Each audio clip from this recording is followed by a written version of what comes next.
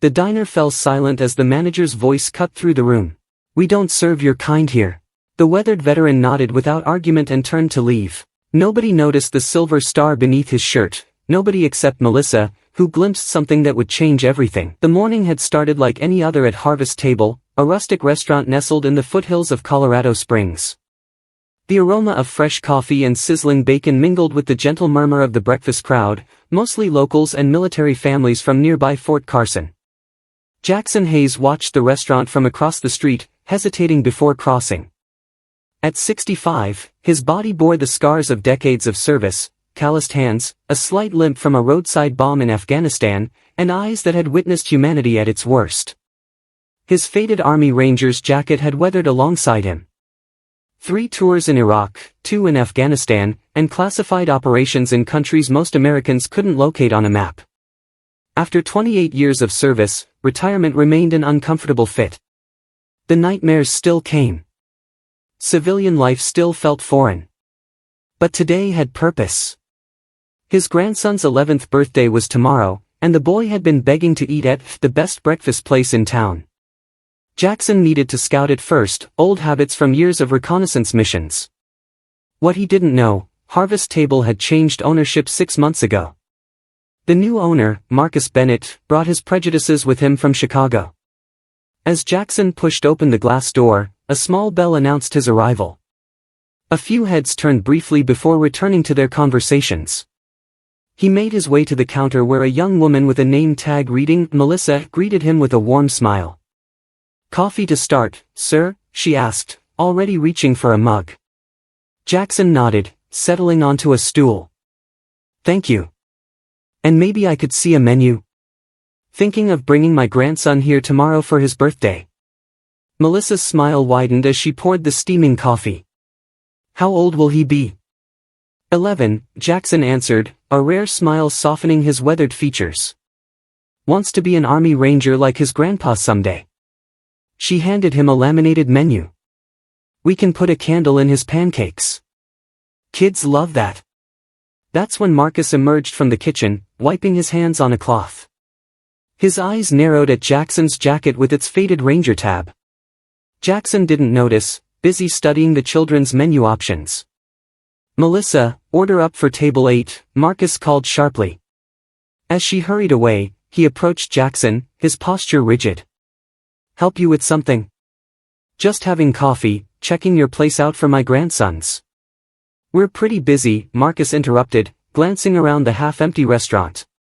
Jackson's expression shifted, confusion crossing his features. "I'm planning to order breakfast. Just wanted to see if..." "We don't do birthday parties," Marcus cut him off. "And we're fully booked tomorrow." The restaurant had grown quieter. Conversations died as people noticed the tension. Jackson straightened slightly, military-bearing automatic after decades of service. "I see. May I at least finish my coffee?" Marcus leaned closer, voice low but audible to nearby tables. "Sir, we don't serve your kind here. Military brings trouble. Had to kick out 4 rowdy soldiers last week." The words hung in the air like a physical blow. Melissa froze mid-step, coffee pot in hand. Several customers shifted uncomfortably. Jackson's face remained impassive, a skill honed through ambushes and firefights across 3 continents. He reached into his pocket, placed a $10 bill beside his barely touched coffee. "Understood," he said quietly, rising from the stool. No argument. No protest. The dignity with which he carried himself made Marcus's words seem even crueler. As Jackson turned to leave, the medal he always carried tucked inside his shirt, on a chain alongside his dog tags, shifted slightly. The morning sunlight streaming through the windows caught it briefly. Melissa, standing closest, saw the distinctive flash of silver and blue ribbon. Her eyes widened in recognition. Jackson had nearly reached the door when her voice rang out, "Sir." "Wait, please." She hurried after him, ignoring Marcus's sharp glare. "Is that..." Her voice trembled slightly. "Around your neck, sir. Is that a silver star?" The diner fell completely silent. Marcus's face drained of color. Jackson paused, confusion crossing his features. Slowly, he reached into his shirt and pulled out the medal hanging next to his dog tags. He didn't display it proudly, merely held it in his palm, almost apologetically. "My brother served in the 75th Ranger Regiment," Melissa explained, her voice soft but carrying in the silent restaurant. "He made sure I knew what this medal means." She turned to Marcus, eyes flashing. "Do you have any idea what someone has to do to earn this? It's our nation's third highest award for valor in combat." Marcus stood frozen, his earlier confidence evaporating as the implication sank in. He had just refused service to a Silver Star recipient, a man who had performed acts of extraordinary valor in combat.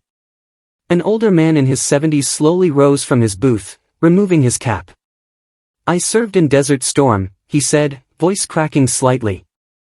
"Never met a Silver Star recipient in person. There aren't many who live to wear that medal, son." He turned to Jackson. "Sir, it would be an honor if you'd share your table with me." Jackson shook his head gently. "I was just doing my job. Like anyone else would have." His humility only made the moment more powerful. A woman sitting with her family pulled out her phone, quickly searching online. "Oh my God," she gasped. "You're Jackson Hayes. You're the ranger who pulled 3 wounded soldiers from that burning Humvee in Fallujah while under heavy fire." She looked up, awe in her eyes.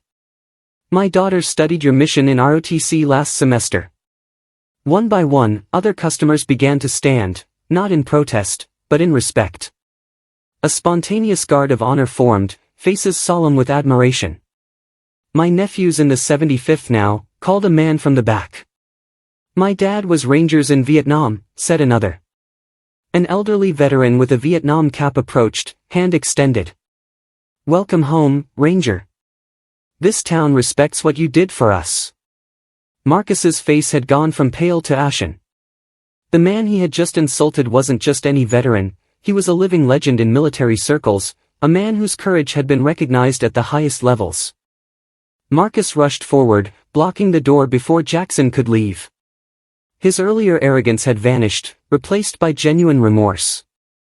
"Sir, please," his voice cracked. "I was wrong. Inexcusably wrong." Jackson studied him silently, decades of assessing threats and intentions evident in his steady gaze. "I let a few bad experiences cloud my judgment," Marcus continued. "I forgot what the uniform means. What people like you sacrifice for people like me." He swallowed hard. "My father was military. We didn't get along. I've been taking that out on everyone who reminds me of him." The restaurant remained absolutely silent, the collective breath held as they waited for Jackson's response. "It's not about the medal," Jackson finally said, his voice low but carrying. "It's not even about me. It's about respecting what others have given for this country, whether they have medals or not. Most of the real heroes never made it home." He touched the medal briefly. "I wear this for them, not for me." Marcus nodded, shame evident in every line of his face. "I understand that now. And I promise you, no service member will ever be turned away from my door again." He hesitated. "Please give me a chance to make this right." The tension in the room was palpable as everyone waited for Jackson's decision. Finally, Jackson gave a single, measured nod. "Tomorrow. 10 a.m. My grandson wants chocolate chip pancakes shaped like stars. Can you manage that?" Marcus's relief was visible. "Yes, sir. The best chocolate chip star pancakes he's ever had." The next morning, when Jackson arrived with his grandson Tyler, they found the harvest table transformed. American flags adorned every table. A hand-painted banner read, "Happy Birthday Tyler," across the back wall. Every customer stood when they entered. Tyler's eyes widened. "Grandpa, are they standing for me?" "No, buddy," Jackson whispered, resting a hand on the boy's shoulder. "They're standing for what your grandpa and his friends did a long time ago." Marcus personally escorted them to a special table decorated with toy soldiers and Rangers insignia. "We called Fort Carson this morning," he explained. "They helped us get some details right. The chocolate chip pancakes arrived shaped perfectly like 5-pointed stars, topped with whipped cream and a single candle. The entire restaurant sang, "Happy birthday." Tyler beamed. "This is the best birthday ever."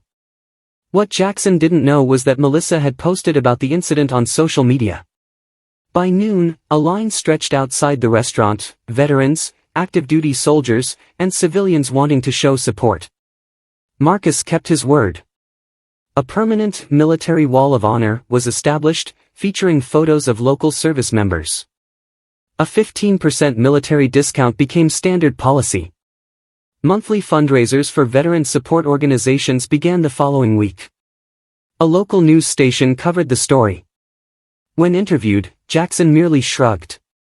It was nothing. The real heroes never made it home. But in Colorado Springs, something fundamental had shifted. Other businesses adopted similar policies. The town's annual Veterans Day parade doubled in size that year. As for Marcus, the experience changed him profoundly. He reconnected with his estranged father, a former Marine. Their first meeting in 15 years happened at Harvest Table, with Jackson as an honored guest. Sometimes it takes nearly losing something to realize its value, Marcus told customers who asked about the change. I almost threw away the chance to serve those who served us all. Jackson's silver star now hangs in a shadow box on Harvest Table's wall of honor, donated not for himself, but as a reminder of the friends who never came home. He visits monthly, often bringing veterans who need community more than coffee. The most valuable medals, though, aren't always visible. They're carried in the hearts of those who served, invisible scars, memories both painful and proud, sacrifices known only to them. Sometimes the greatest courage isn't shown in battlefield heroics, but in the quiet dignity of facing civilian life with the same resolve that carried them through war. And sometimes, the most profound strength lies in forgiveness, in allowing others the space to learn and grow from their mistakes. What would you have done in Marcus's position? Would you have had the courage to admit your mistake and make things right? Or in Jackson's shoes, could you find that capacity for forgiveness when faced with prejudice? Share your thoughts in the comments below. Have you ever misjudged someone based on appearance, only to discover a deeper truth? How did you make amends? If this story touched you, please like and subscribe for more stories that remind us of the true meaning of honor, courage, and redemption.